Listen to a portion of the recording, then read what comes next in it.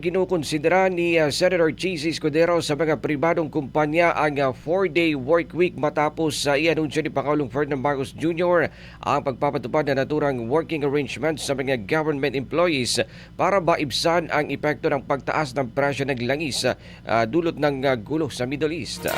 Binigyan din ni Escudero na ang maagang pag-aksyon dahil sa inaasahang posibleng epekto ng krisis sa gitnang silangan ay makapagpapalakas sa katatagan ng bansa sakaling tumindi ang tensyon.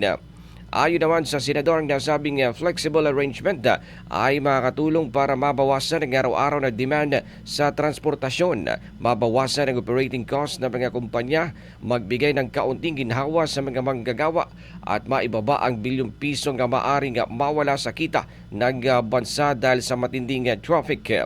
Partikular na hinihimok ni Escudero mga private companies po naman sa Makati at Bonifacio Global City na-explore ang flexible setups upang mabawasan ang peak hour congestion sa lugar.